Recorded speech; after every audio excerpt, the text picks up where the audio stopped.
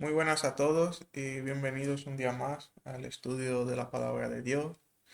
Hoy vamos a estar tocando el tema del compromiso, el verdadero compromiso que tienen los cristianos con Dios y el propósito de este compromiso. Para ello vamos a estar viendo el pasaje de Mateo 16, de los versículos del 24 al 28. Dice así, Mateo 16, empezamos en el versículo 24 hasta el final, el 28. Entonces Jesús dijo a sus discípulos, si alguno quiere venir en pos de mí, niéguese a sí mismo, tome su cruz y sígame. Porque el que quiera salvar su vida la perderá, y el que pierda su vida por causa de mí la hallará. Pues ¿de qué servirá al hombre si gana el mundo entero y pierde su alma? ¿O qué dará el hombre en rescate por su alma? Porque el Hijo del Hombre ha de venir en la gloria de su Padre con sus ángeles, y entonces recompensará a cada uno conforme a sus hechos. De cierto os digo que hay algunos que están aquí que no probarán la muerte hasta que hayan visto al Hijo del Hombre viniendo en su reino. En nuestro día a día como cristianos hemos visto y escuchado a muchos hermanos o gente que dice ser cristianos anunciar a Jesús como la solución a todos nuestros males, con la connotación de que si sigo a Cristo, pues por ejemplo, si tengo una enfermedad, se puede resolver. Si tengo un negocio, va a prosperar. Si necesito trabajo, va a surgir el trabajo. Básicamente tu vida va a prosperar si sigues a Cristo. Entonces partimos de un supuesto cristiano que para atraer a un nuevo seguidor a su congregación vende a Jesús como el genio de la lámpara que sirve para cumplir tus deseos si sigues las normas que pone la congregación a la que pertenece, que por supuesto te las van a vender como sana doctrina. Y entre ellas seguro que nos falta el mensaje de diezma para poder prosperar en tu vida.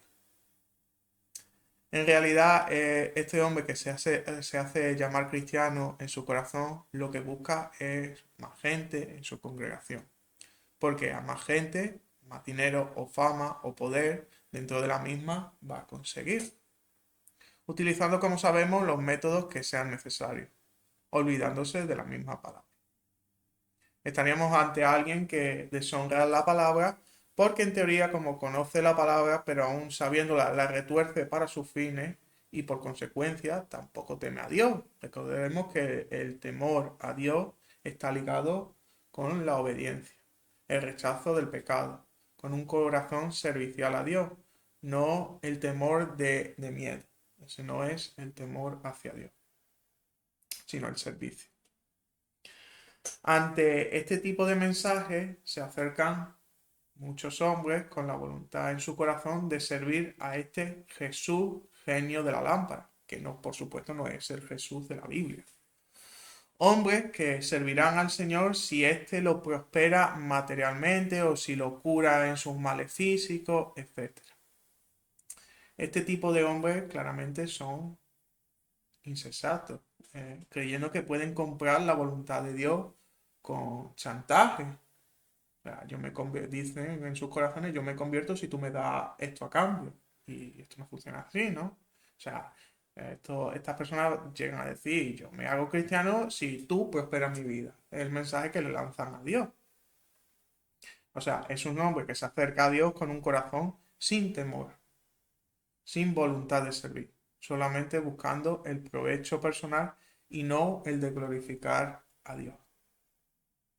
Ambos, tanto el supuesto cristiano que busca nuevos seguidores como el hombre que busca al Jesús de la lámpara mágica, son hombres que persiguen el deseo de sus propios corazones, un deseo que está alejado del corazón de la palabra de Dios. Están realmente detrás del pecado, están anclados al mundo. Y es por ello lo primero y más importante de todo Jesús vino para dar solución al único y verdadero mal que carga el hombre, el pecado. Como dice, por ejemplo, en Marcos 10:45, Marcos 10:45, dice, porque el Hijo del Hombre tampoco vino para ser servido, sino para servir y para dar su vida en rescate por mucho. O en Primera de Pedro también, Primera de Pedro 2:24, que dice, él mismo llevó nuestros pecados en su cuerpo sobre el madero, a fin de que nosotros, también muertos para los pecados, vivamos para la justicia. Por sus heridas habéis sido sanados. Todo hombre que se acerca a Dios debe tener presente algo. Somos malos por naturaleza. Estamos enfermos por la maldad, por el pecado, tal y como lo dice Jeremías 17:9. Engañoso es el corazón más que todas las cosas y perverso. ¿Quién lo conocerá? Es un pasaje que debemos tenerlo grabado a fuego en nuestra mente. O sea, hay pasajes de la palabra que son muy importantes y este es fundamental para conocer cuál es la naturaleza humana, independientemente si somos ya restaurados o no, porque hay una maldad intrínseca en el hombre desde que pecó, desde que Adán cometió pecado y se apartó de Dios. Ahora Cristo nos ofrece un remedio a este mal, seguirlo. Él es el único que puede revertir nuestra condición espiritual muerta y restaurar nuestros corazones. Pero solo hay un camino, el arrepentimiento. El abandonar nuestro yo carnal y aceptar el camino definido por Dios, o sea, por su palabra. Y es esto mismo que le muestra Jesús a sus discípulos en el texto que hemos leído en Mateo 16, versículo 24, que dice, entonces Jesús dijo a sus discípulos, si alguno quiere venir en pos de mí, niéguese a sí mismo, tome su cruz y sígame. Ir en pos de él, esto es una clara referencia a aceptarlo como nuestro Señor, nuestra cabeza o líder. Y para ello tenemos que estar dispuestos a aceptar tres condiciones que nos pone Jesús. La primera, que nos dice, negarse a uno mismo. Como hemos dicho antes y como sabemos, el hombre tiene una maldad en su corazón intrínseca a sí mismo. Tiene una naturaleza caída desde su nacimiento a la maldad. Somos dominados por nuestras propias pasiones y deseos, que son opuestas a Dios. Y esto es independientemente si somos o no cristianos. Todos, absolutamente todos, cargamos la maldad en nosotros. La diferencia es que el cristiano es consciente y lucha contra esta maldad gracias a la palabra y al Espíritu Santo que mora en nosotros. Y esta lucha nos va volviendo cada vez más resistente a caer en desobediencia, o sea, en pecado. Y de manera tan seguida, ya que la propia conciencia hacia el pecado nos frena y cuando caemos nos genera tristeza por desobedecer a Dios. De esto mismo nos habla Pablo de esta situación negativa y lucha con uno mismo. En Romanos 7. En Romanos capítulo 7, versículo 18 al 25.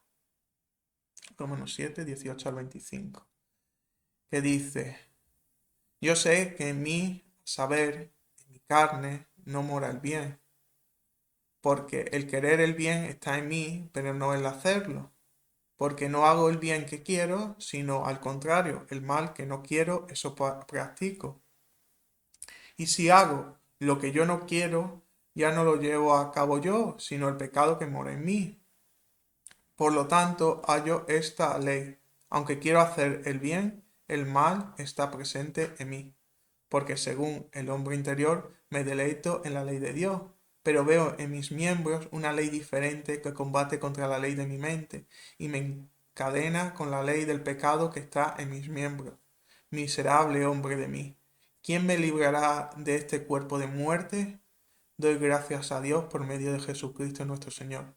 Así que yo mismo con la mente sirvo a la ley de Dios, pero con la carne a la ley del pecado. La propia palabra trajo a Pablo la revelación del poder que tiene el pecado.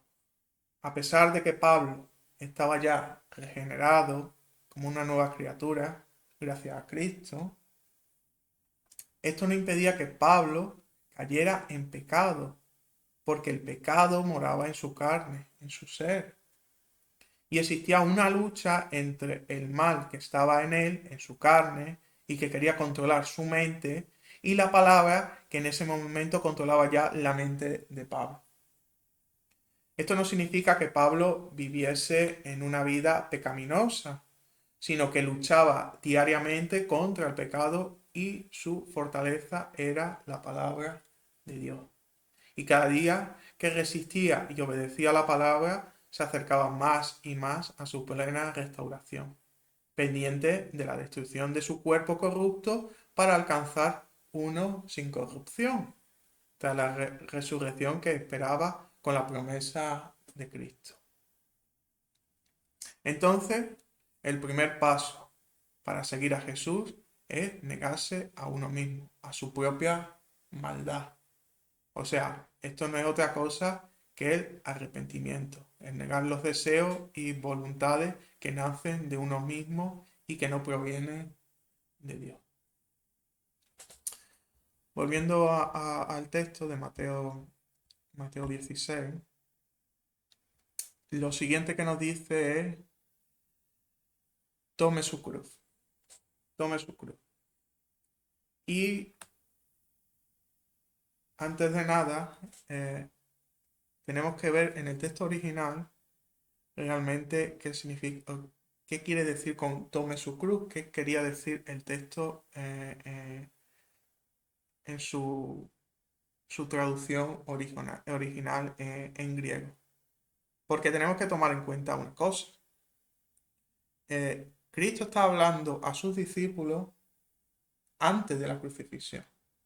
O sea, él aquí realmente no se está haciendo una referencia a la cruz de su crucifixión, digámoslo así, sino que la misma palabra que en griego se va a utilizar para y se va a establecer como símbolo de la crucifixión, o se va a utilizar para nombrar a la crucifixión, la utiliza el propio Cristo, pero con otro significado. Que proféticamente pueda estar hablando de la cruz es posible y es muy probable que lo estuviera haciendo. Pero le estaba dando un mensaje a sus discípulos y le estaba hablando con el lenguaje de su presente en ese momento. Y su presente aún no era la cruz. La cruz no había ocurrido en ese presente. O sea, eso era algo que iba a ocurrir en el futuro. Entonces vamos a ver qué dice el texto en el original, en el griego. Para ello nos vamos a apoyar de una página que podemos ver perfectamente el original en griego lo que dice, ¿no? Y donde dice tomar la cruz, el texto nos habla de, en la traducción con las palabras quizás que son los sinónimos más eso, alce el poste vertical. Alce el poste vertical. Poste vertical, que es lo que se tradujo en Reina Valera como cruz, que sí, que realmente se utiliza como la palabra cruz, pero si nos vamos a su significado, en su significado, nos habla que es una estaca o poste, como clavada erecta, como dice, ¿no? O sea, estamos hablando de una estaca, un palo que está clavado en un sitio. Eso es su significado original, ¿no? Antes de que venga que es, como significado de la cruz de Cristo, ¿no? Entonces, tenemos que tomar en cuenta eso, que estamos hablando de un palo o una estaca que estaba clavada. Esa es la palabra staurus en griego. Entonces, tenemos que en este pasaje de Mateo, donde aparece cruz, en griego la palabra estauro, que significa estaca, la estaca que se encuentra clavada en la tierra. O sea, un poste vertical que se encuentra clavado en la tierra. Que se usaba en esa época como soporte de algo. Y como digo, que se utilizó después también para definir cualquier tipo de tortura o ejecución en la cual un hombre quedase sujeto a un madero, donde se incluye, por supuesto, la ejecución por crucifixión. Pero cualquier tipo de tortura o que tuviera la persona sujeta a un poste o un palo vertical, se incluiría dentro de esta palabra de estauros. Pero como digo, se quedó ligada a la palabra de cruz, de crucifixión, después de los acontecimientos de la crucifixión del propio Cristo.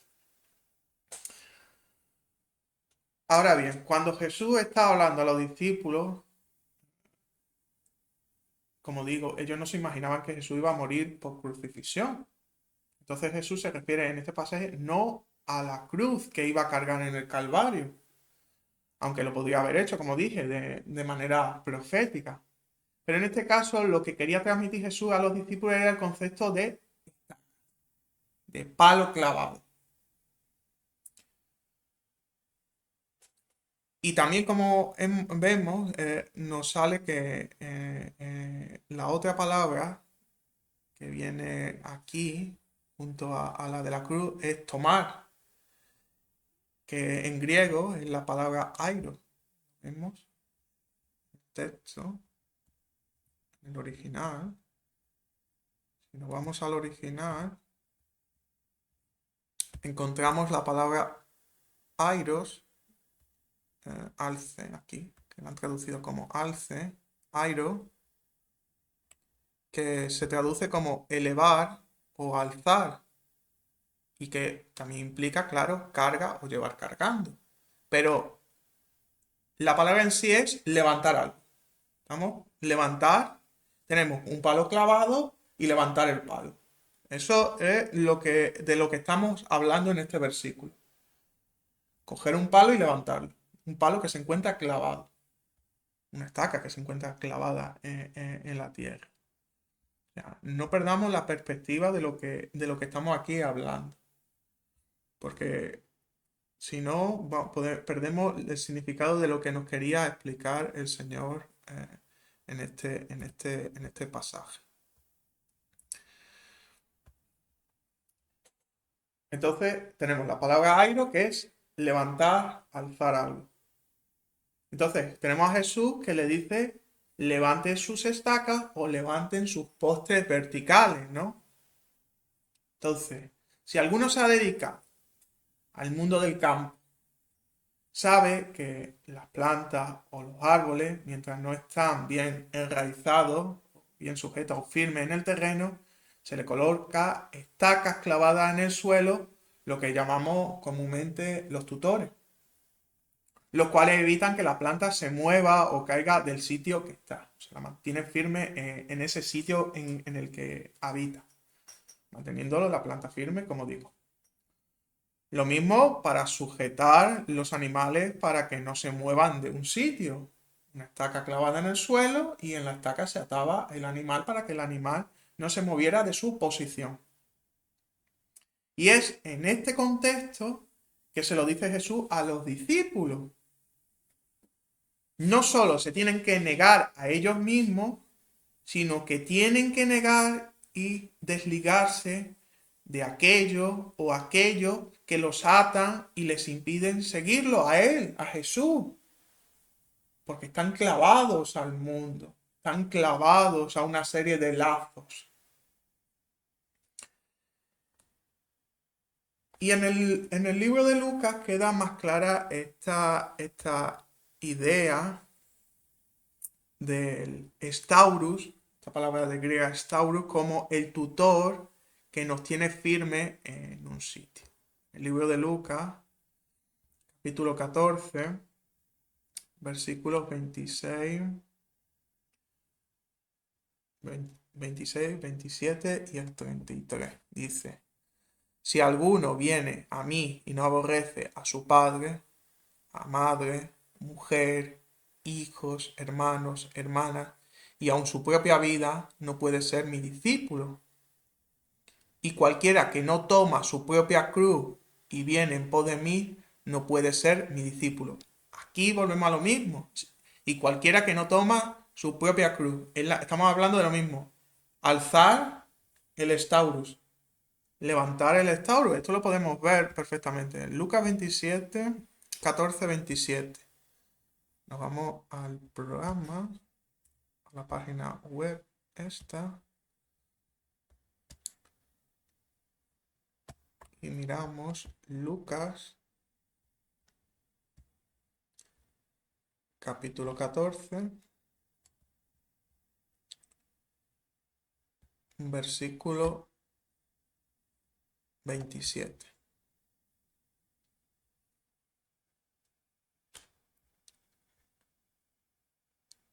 Que por cierto, en este pasaje leemos, como hemos dicho, dice y.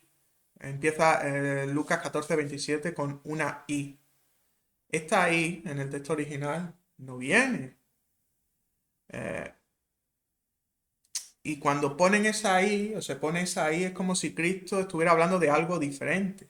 Pero no, Cristo no está hablando de algo diferente. O sea, el versículo 26 y el 27 están hablando de lo mismo, ¿no? O sea, no hay una separación de su discurso, ¿no?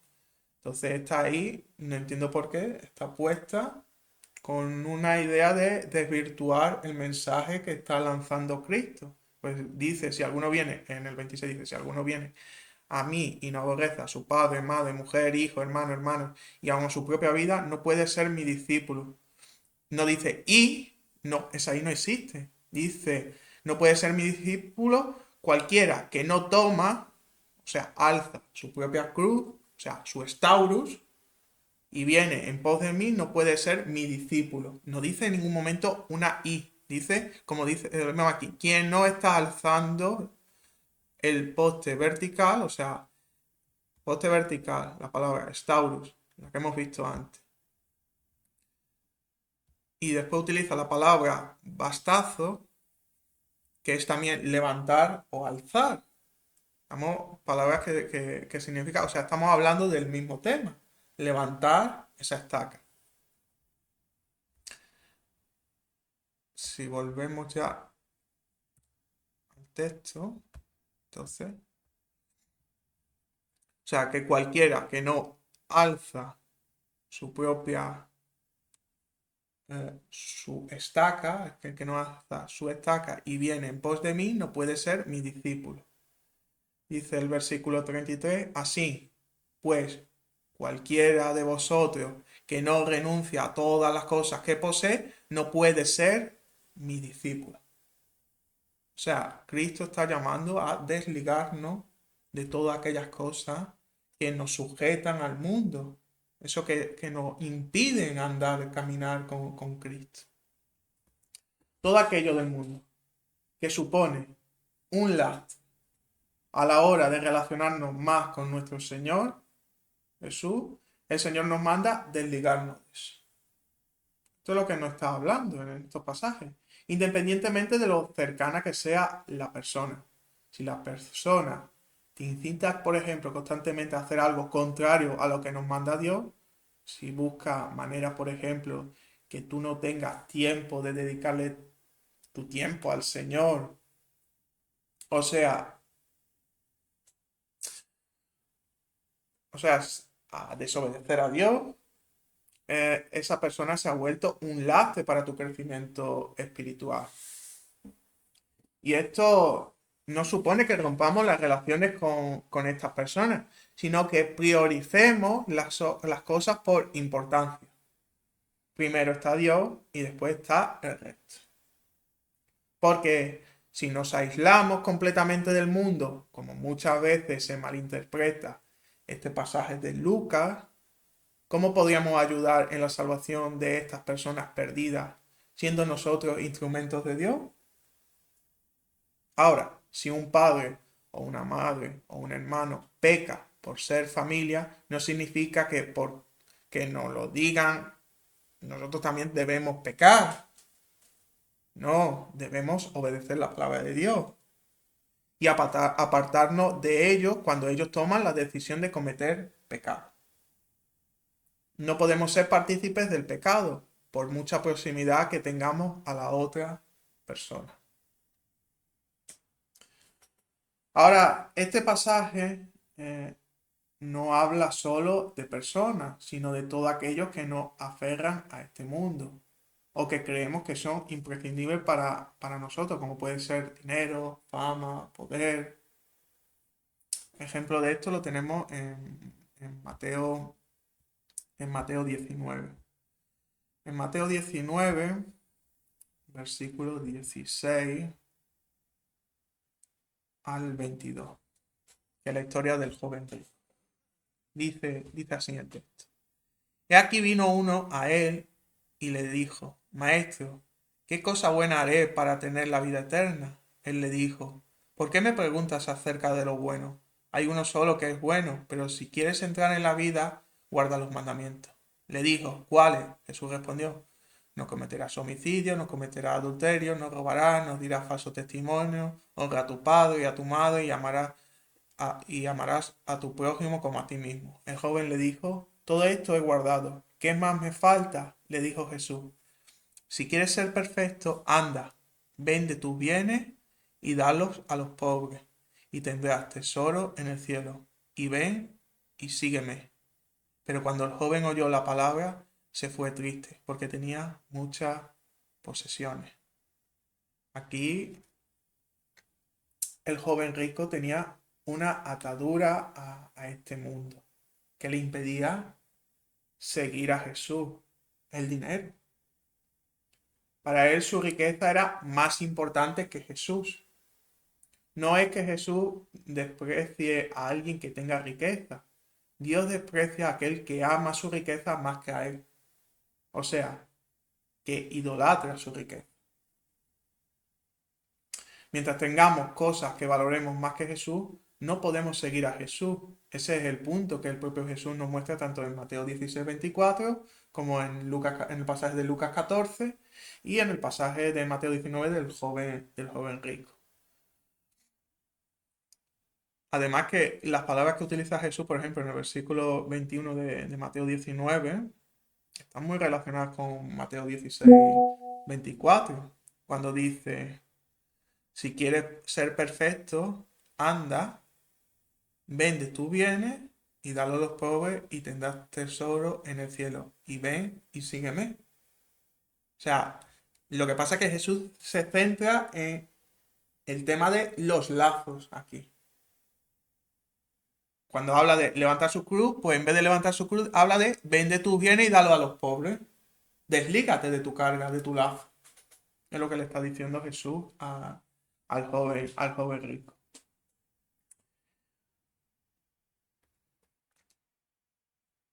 Ahora, volviendo a nuestro pasaje de Mateo 16, la tercera condición, y es también la misma que hemos visto, que antes que se lo dice después de desligar estos lazos al rico, es sígueme, ¿no? Sígame. O sea, seguirlo.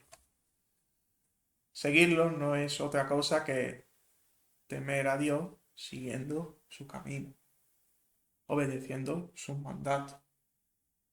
¿Y cómo lo seguimos? Escuchando la palabra que sale de su boca, obedeciendo sus mandatos. ¿Y cómo lo seguimos? Como digo, siguiendo la palabra. Porque es la palabra lo que va a infundir fe para tener la certeza de quién es Jesús. Él es Dios y el único que nos puede salvar. ¿Y hacia dónde lo estamos siguiendo? caminamos detrás de Jesús hacia su reino, el reino mesiánico prometido, donde Jesús será nuestro rey en la plenitud de su reino. Y es en el reino donde los hijos de Dios deben volver a clavar su estaca y a sentarse definitivamente para la eternidad junto a Dios, junto a Jesús. Es ahí donde tenemos que enraizar, en el reino. Ahora bien, tenemos que ser claros.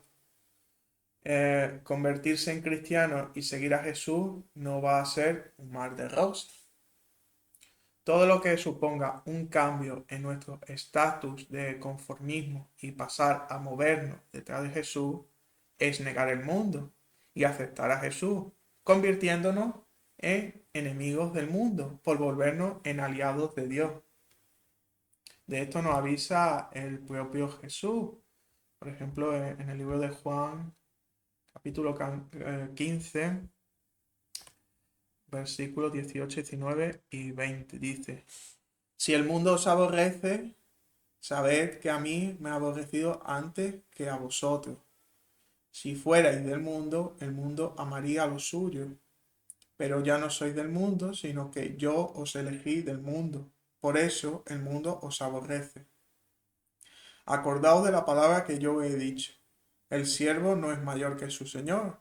Si a mí me han perseguido, también a vosotros os perseguirán. Si han guardado mi palabra, también guardarán la vuestra. Y también Pablo avisa en Filipenses capítulo 1 y versículo 29. Porque se os ha concedido a vosotros, a causa de Cristo, no solamente el privilegio de creer en Él, sino también el de sufrir por su causa. O Pedro también, en primera de Pedro 4, capítulo 4, versículos 12, 13 y 14, que dice: Amados, no os sorprendáis por el fuego que arde entre vosotros para poneros a prueba, como si aconteciera cosa extraña. Antes bien, gozaos a medida que participáis de las aflicciones de Cristo, para que también en la revelación de su gloria os gocéis con regocijo. Cuando sois injuriados en el nombre de Cristo, sois bienaventurados, porque el glorioso Espíritu de Dios reposa sobre vosotros. Y como avisa Santiago claramente en un pasaje muy relacionado con la atadura al mundo terrenal, en Santiago 4:4, que dice: Gente adúltera, ¿no sabéis que la amistad con el mundo es enemistad con Dios? Por tanto, cualquiera que quiere ser amigo del mundo se constituye en enemigo de Dios. O sea, obedecer a Dios supone desobedecer al amo del mundo, o sea, al diablo, el cual controla el mundo tal y como lo dice Juan, en primera de Juan 5, versículo 19, que dice: Sabemos que somos de Dios y que el mundo entero está bajo el maligno. Entonces, no cabe duda que ponernos del lado de Dios trae consecuencias. Lo más probable es que no venga la prosperidad económica para el cristiano, la resolución para todos sus males físicos, ni más amigos, ni más poder, etc. Lo más probable es que sean repudiados. Repudiados por sus amigos, repudiados por muchas congregaciones llamadas cristianas, que realmente no lo son, por supuesto hermanos que no lo son, pruebas de diferentes tipos, agravios, ataques de diferentes tipos, etc. Pero sí, al hacerse aliado de Dios, ganan lo más importante: la salvación del alma y vivir por la eternidad en la presencia de Dios, por un solo motivo: creer en la palabra de Dios. Y por el contrario, el que se olvida de Dios y sigue sus propios deseos y pasiones, el que vive en constante pecado, o los lobos que se visten de ovejas haciéndose pasar por cristianos, estos pueden prosperar en su vida material, pero a pesar que pueden ganar todo en este mundo por seguir a su ego y por ende al propio Señor de este mundo, a Satanás, están abocados a la muerte espiritual eterna. Estar alejados de Dios por la eternidad, siendo arrojados al lago de fuego con el resto que fueron hallados culpables en el momento del juicio de Dios. Y de esto nos hace referencia el texto que estamos leyendo de Mateo 16. El propio Jesús nos lo dice, Mateo 16, 25 y 26, que dice: porque el que quiera salvar su vida, la perderá, y el que pierda su vida por causa de mí, la hallará. Pues, ¿de qué le servirá al hombre si gana el mundo entero y pierde su alma? ¿O qué dará el hombre en rescate por su alma? ¿Existe entonces algo en este mundo que pueda salvar el alma de un hombre sin ser el propio Jesús? No. La respuesta es rotundamente no. Por mucha riqueza y poder que atesore, ¿de qué valen ese poder y esa riqueza ante Dios? Nada. De esto también nos lo recuerda el propio Jesús en Mateo capítulo 6, versículos 19, 20 y 21, cuando nos dice: no acumuléis para vosotros tesoros en la tierra, donde la polilla y el óxido corrompen y donde los ladrones se meten y roban. Más bien, acumulad para vosotros tesoros en el cielo, donde ni la polilla ni el óxido corrompe y donde los ladrones no se meten ni roban. Porque donde esté tu tesoro, allí también estará tu corazón. Nuestro corazón debe estar conforme la palabra de Dios, conforme Jesús, porque si estamos conforme al Señor, nuestra alma estará en el cielo junto a Él. Y esta misma enseñanza la vimos en el estudio pasado de Malaquías, cómo el malo prosperaba y el temeroso de Dios no entendía lo que pasaba, pero Dios garantizaba justicia para todos conforme su corazón. Esto lo veíamos en Malaquías capítulo 3,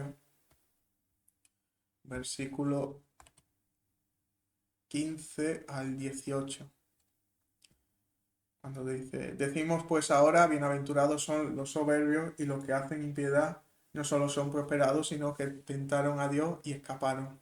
Entonces los que temían a Jehová hallaron cada uno a su compañero, y Jehová escuchó y oyó, y fue escrito libro de memoria delante de él para los que temen a Jehová y para los que piensan en su nombre. Y serán para mí especial tesoro, ha dicho Jehová de los ejércitos, en el día que yo actúe. Y los perdonaré como el hombre que perdona a su hijo, el que le sirve. Entonces os volveréis y discerniréis la diferencia entre el justo y el malo, entre el que sirve a Dios y el que no le sirve. Y esta misma garantía presente en estos últimos pasajes de Malaquías de justicia real entre el justo y el malo es la misma garantía que da Jesús, que la encontramos en el pasaje que estamos leyendo de Mateo 16. En Mateo 16, versículo 27. Porque el Hijo del Hombre ha de venir en la gloria de su Padre con sus ángeles, y entonces recompensará a cada uno conforme a sus hechos. Jesús nos habla de un juicio futuro por obra. Esto es un juicio para condenación para todos aquellos que no aceptaron la gracia del Señor para su propia salvación, los que despreciaron el sacrificio de Jesús en la cruz. Para esto, los que no están inscritos en el libro de la vida serán juzgados bajo la palabra por sus obras. En Gálatas, el libro de Gálatas, capítulo 3, versículos 10 y 11, dice: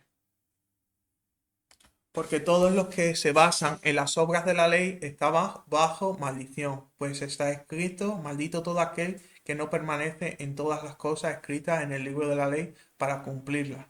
Desde luego, es evidente que por la ley nadie es justificado delante de Dios, porque el justo vivirá por la fe.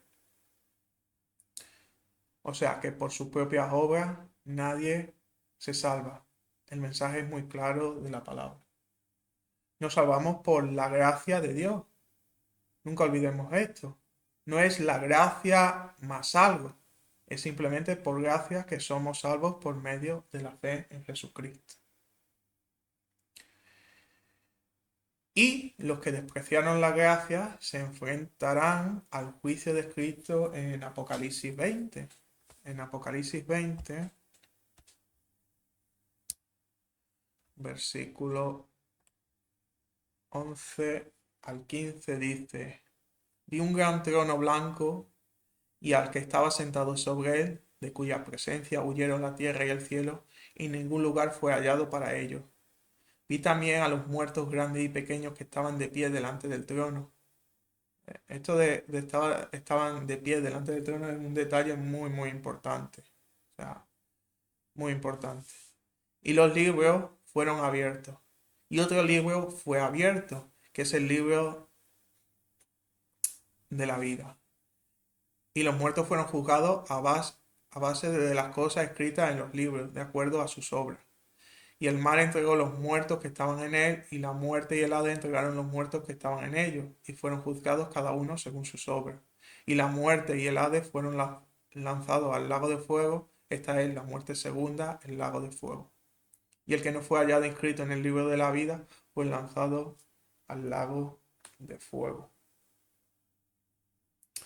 Por lo tanto, si queremos librarnos del juicio para condenación, solo hay un camino, y ese es Cristo. Él dio su vida para justificar la salvación de todo aquel que en él cree. Y para muestra de lo que va a ser su reino, anuncia que algunos de sus discípulos van a ver el reino antes de morir. Esto es de lo que nos habla en Mateo 16, en el último versículo. Dice: de cierto os digo que hay algunos que están aquí que no probarán la muerte hasta que haya visto al Hijo del Hombre viniendo en su reino. Este pasaje puede interpretarse como aquello que ocurrió justo en el pasaje siguiente de la palabra, o sea, lo que ocurrió 6 días después de estos eventos, de que Cristo dijo esto, donde Pedro, Juan y Jacobo fueron testigos de la transfiguración de Jesús, como muestra de lo que sería el reino de Jesús, o sea, una prueba de lo que sería el reino. El reino es la meta de todo cristiano, momento donde con nuestros cuerpos glorificados alcanzaremos la plenitud humana, en la perfección inicial que Dios hizo al hombre, sin corrupción y sin pecado. En Filipenses 3:20, versículos 20 y 21 dice: porque nuestra ciudadanía está en los cielos, de donde también esperamos ardientemente al Salvador, el Señor Jesucristo. Él transformará nuestro cuerpo de humillación para que tenga las mismas formas de su cuerpo de gloria, según la operación de su poder, para sujetar también a sí mismo todas las cosas. La promesa del cuerpo glorificado. Y el reino es la herencia de los cristianos, como dice en Santiago capítulo 2, versículo 5. Amados hermanos míos, oíd, ¿no ha elegido Dios a los pobres de este mundo, ricos en fe y herederos del reino que ha prometido a los que le aman?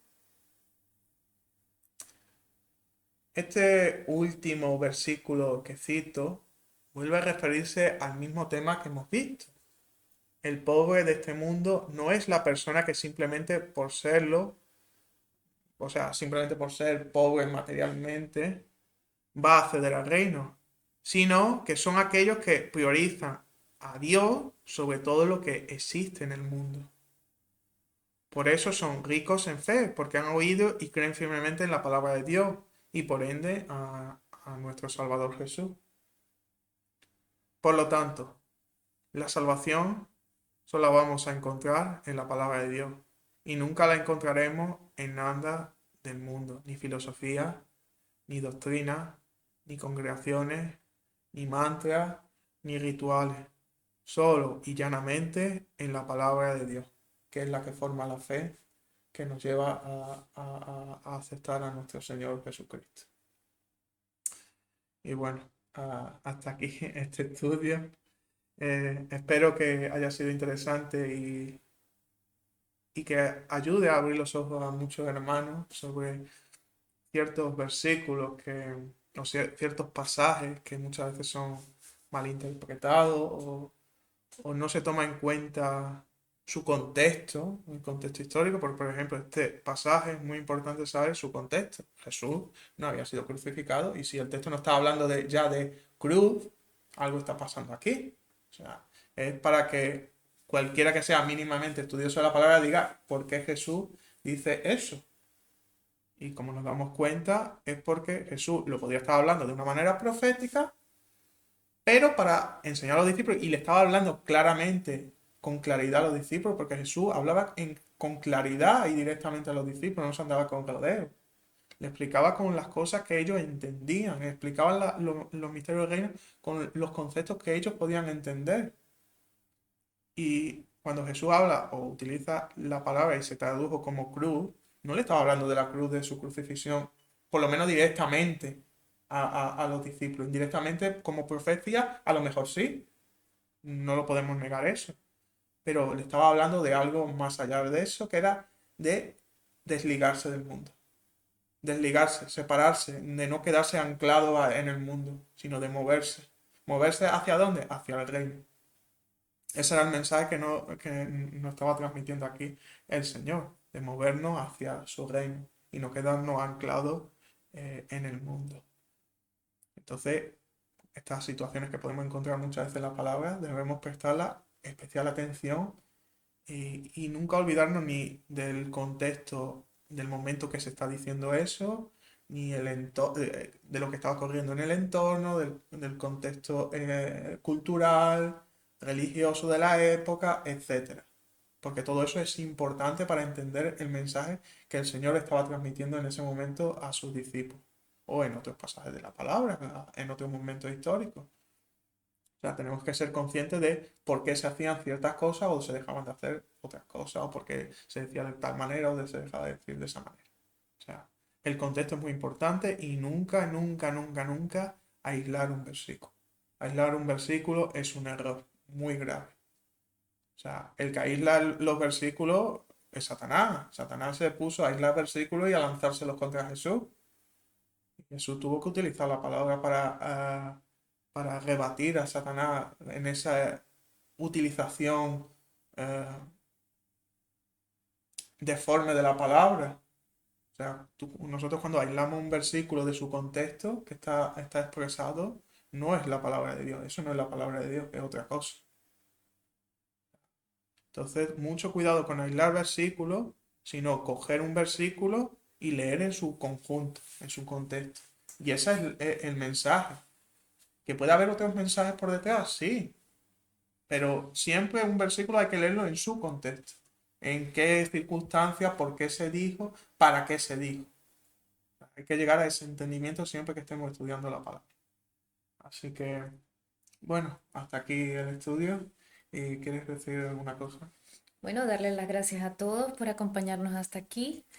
Invitarlos a que se suscriban al canal, le den la campanita para que semanalmente les llegue cada nuevo vídeo que subimos. Invitarlos también a que escriban en los comentarios cualquier duda, cualquier pregunta y respondemos inmediatamente. Y si no respondemos es porque no nos hemos dado cuenta que han escrito. O Sí, sea, puede ser, pero que generalmente respondemos muy rápido. Y bueno, invitarlos también a ver los otros vídeos que están en el canal y también bendecirlos en el nombre de nuestro Señor Jesucristo, que tengan una excelente semana y que bueno, que continúen y perseveren en el estudio de la palabra, también a manera individual y junto a nosotros para aprender cada día más, crecer y madurar para poder ser instrumentos fieles de Cristo. y sin más, pues que Dios les bendiga y tengan una excelente semana. Amén.